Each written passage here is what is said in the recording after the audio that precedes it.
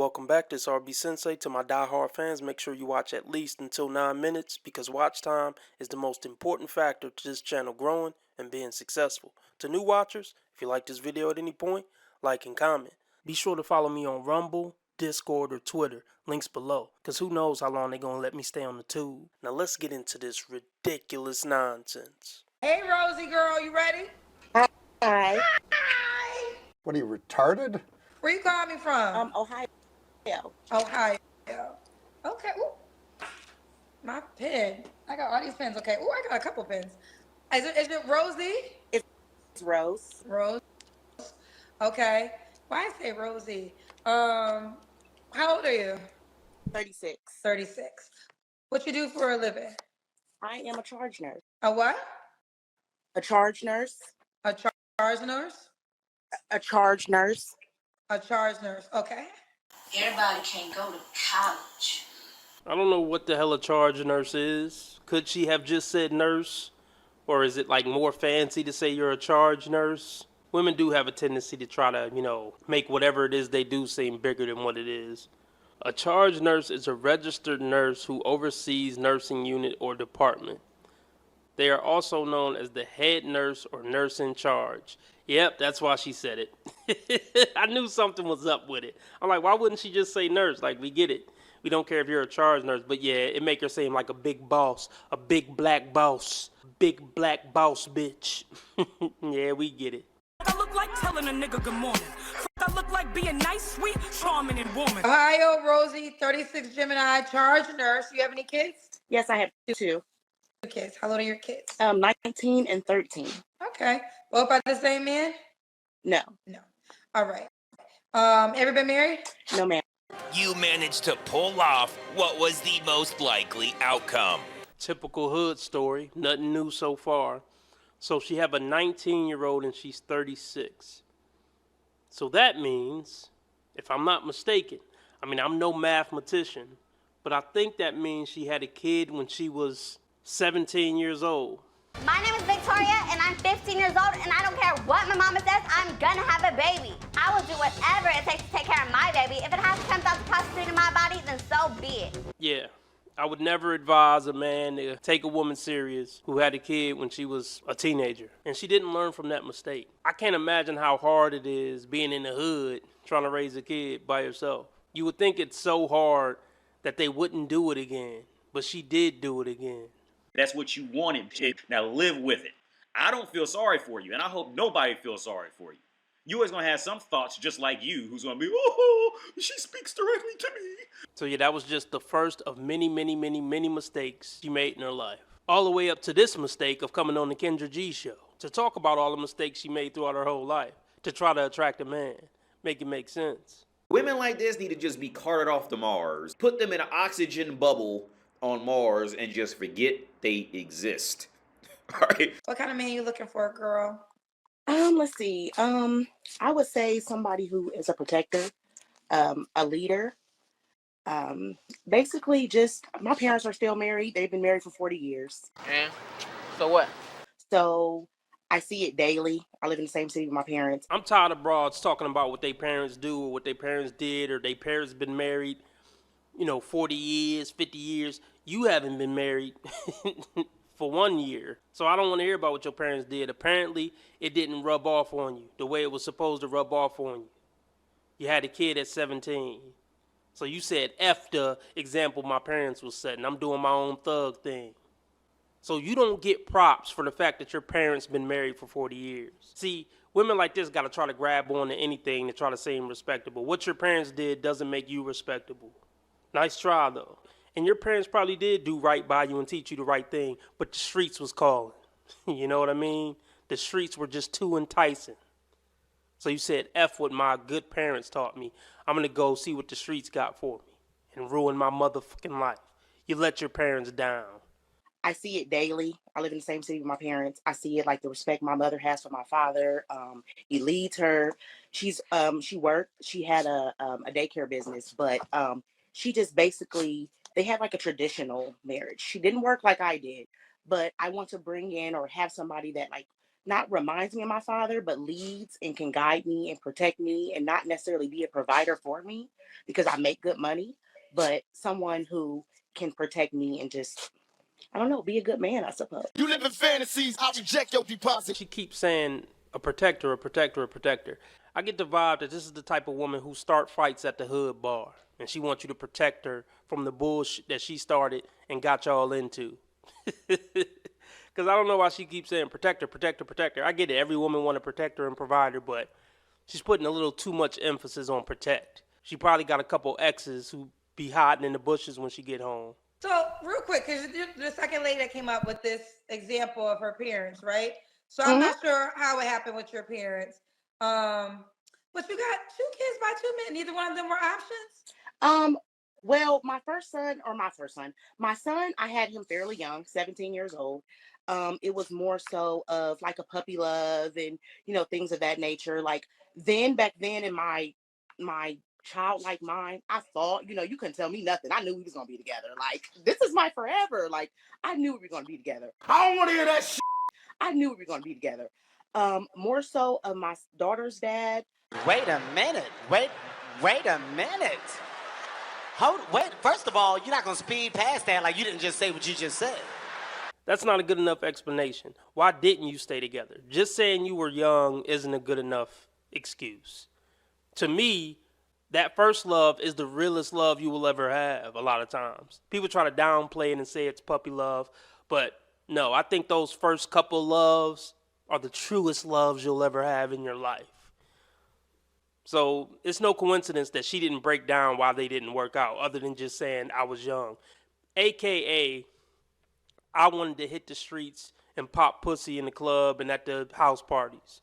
And I ain't want to settle down and be a decent human being because I had too much random fucking to do. I wanted to go be a hood rat with my friends. Being a decent, respectable mother and, girlfriend slash, whatever, future wife. Nah. That sounded too boring to me. I wanted to smoke weed and hang out with the thugs and fuck on the thugs instead of being a righteous person. Now let's hear why the second one didn't work out. I'm almost positive she's not going to say it was anything she did wrong. Of course not. Of course not. Of course not. You couldn't tell me nothing. I knew we was going to be together. Like, this is my forever. Like, I knew we were going to be together. More so of my daughter's dad, he had a lot going on. And what's that supposed to mean? Just what it sound like. And from there, I knew exactly what I wanted because I thought he, in a sense, was going to be it. But he turned out to be totally opposite. Huh? From then on, when it came to me dating and whatnot, like those red flags I received then that I didn't notice, I most definitely pay attention to them now. Okay, first of all, I didn't miss the red flags. I looked at them and thought, damn, that's sexy. And that's my problem. No, the red flags are what you was attracted to begin with. This whole thing like, oh, I thought he was going to be this wholesome dude, but he turned out to be the complete opposite. No. You knew what he was when you first started talking to him. And that's why you gave him a baby. You wasn't going to give some quote-unquote cornball a baby. You know what I mean? I don't believe these stories where guys just do this complete 180 after the baby come and shit. I do not believe it. It's bogus. Anytime a woman is vague about why a relationship didn't work out, she was the problem. Dead giveaway. Dead giveaway. Charles, thank you very much. Dead giveaway. Point blank, period. Because if a dude cheat, they just going to say he cheated on me. If a dude abused, they'll just say, hey, he abused me. Black and white, no gray area. When they say like, oh, I don't know, he was one thing and then he turned into another thing and I just had to go, nah, that's too vague. She was the bullshit human being that caused the relationship to end when she talked like that. Okay. Don't have your head cut off. There's a comment I want to respond to, so I'm going to focus on you. Yeah. But someone said, and I think I want to respond to this. Christina said, you give great advice, but I do be curious how people give marriage advice who've never been married. Let me respond to that. That's why I give great advice, because let me tell you something. Y'all be playing with marriage. To me, marriage is a real thing, okay? Agreed. And marriage means that I have decided that I'm going to assign the rest of the days I have on this earth to a man, my husband. Now, I don't get brainwashed in the engagement post. I'm not brainwashed in the wedding day. That lady is angry. Women are walking balls of misery that just learn how to look cute, look like something you might want to fuck a few times. But they're all walking balls of misery, man. All of them. That triggered her bad because she's a 45-year-old woman who will likely never get married. That train has flew by long ago, and this hit a nerve with her. You can tell. Yeah, nobody wants to take advice or marriage advice from a 45-year-old woman who had to freeze her eggs and will never get married. That's the last person you should take marriage advice from or dating advice from. Kendra G can't keep a man to save her fucking life. And she just had a relationship in because he cheated. Well, yeah, you only gonna mess with a top tier dude, and top tier dudes cheat. So just accept that. And I hear you even giving that advice to women. Like, well, how do you feel about, this top tier dude exercising options? Because you know they do that, right? Well, do you know they do that, Kendra G? That is the first question, believe it or not, that needs to be asked. Because I know you want monogamy from a top tier man, and it's never going to happen, 45-year-old woman. And this is a bad look when you get triggered like this about marriage, because we all know you want to be married. And yeah, when you see those engagement posts, it hurts your soul. It burns your soul when you see those engagement posts and those wedding day posts, because you know you will never have it. That's how you talk? I'm not brainwashed in the wedding day. I'm brainwashed in all of it. I have a lot of married friends. I have a lot of mentors who are married. And so what? So I live in seeing how all these lives are duplicated because of marriage. Look, just because you have married friends don't mean you know anything about marriage. You know what they tell you. If y'all go out to dinner or you at an event and they, give you a little snippet of what's going on in their life and marriage, you have no idea what's going on in that marriage for real. Hey, bro, not a clue. So that is so stupid. Like, no, I'm a marriage expert because I got a bunch of married friends. Wow. Wow. Now, I'm a believer in marriage. First of all, I want to say that. But I don't think that it's just something that you just do. What? Jealous? All right, now you hypnotized with hatred. It's jealousy. Like feeling shortchanged when somebody else is getting all the attention. And I think as a person who has always dated and had these questions and thought about it, and also I'm a whole business. So let's start there too. Me getting married is just not the easiest thing. I'm going to quote Jay-Z, I'm not a businessman, I'm a businessman. This is making me uncomfortable. That was cringe. Hey, Kendra, put your dick up. She trying to posture on some man shit.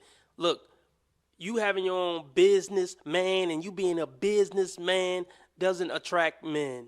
It turns men the fuck off. I'm a hustler, I'm a big dog, I'm a this, I'm a that. That turns men the fuck off.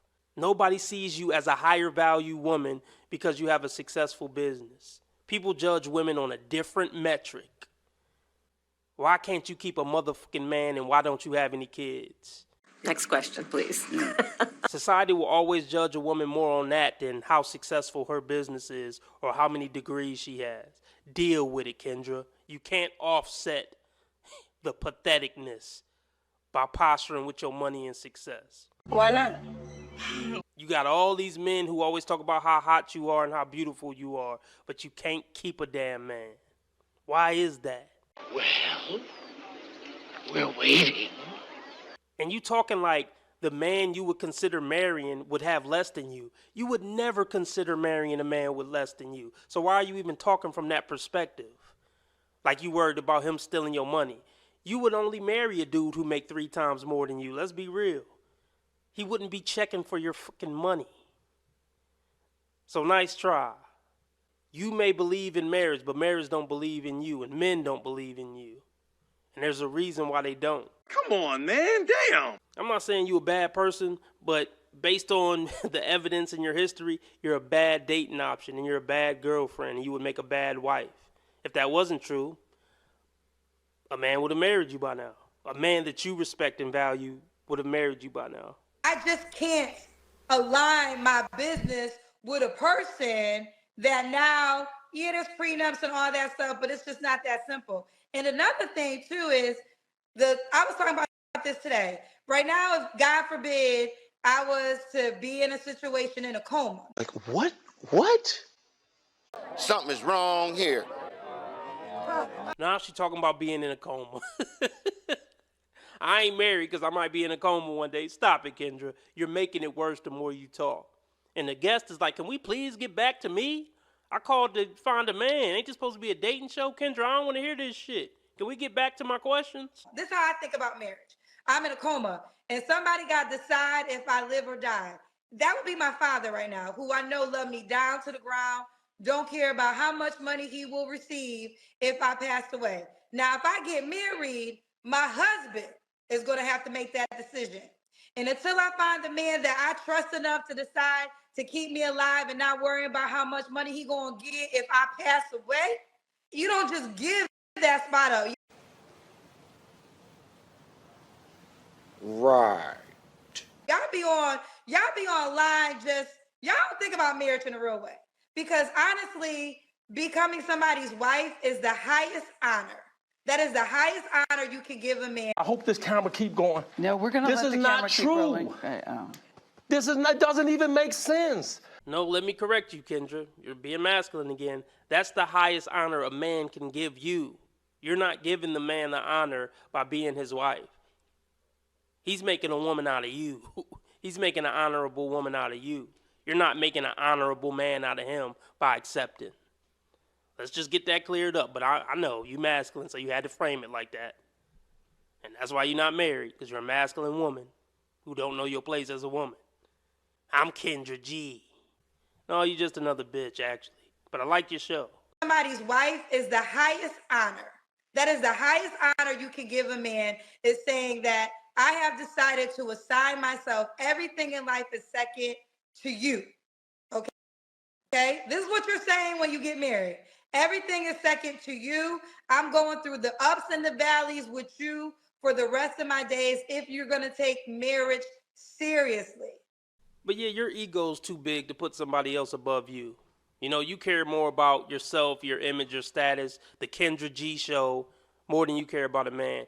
And a affluent man, the type of man you would want, doesn't want that in a wife. He wants a woman who's going to get on his program and not put her brand above his program. And that's why women who are on the forefront, who got shows, who are always in front of the camera, do not make good girlfriend or good wife material. And that's probably one of the big reasons why you're not married and probably never will be. But as you always say, you don't need marriage to feel fulfilled. So I hope for your sake and your happiness that's true. I don't wish any ill on you. But I can tell you not healed because you got triggered like this. So get some help, Kendra. Get some damn help. Stop it. Get some help. So I can sit here and give wonderful advice because I take relationships or whatever you want, ain't no judgment, but I talk to y'all so much. I know y'all don't take marriage seriously. Y'all be in play land when y'all talk about marriage. Oh, he just got, y'all don't think about it in real life. Y'all just on the internet. Y'all just want to post an engagement ring. Y'all want to just post a wedding day. Y'all not thinking about the reality of what this is. And I know y'all not, because y'all not making life decisions that say that you are. So that's why I could talk about marriage. Now, back to you, honey. Back to you, Rosie.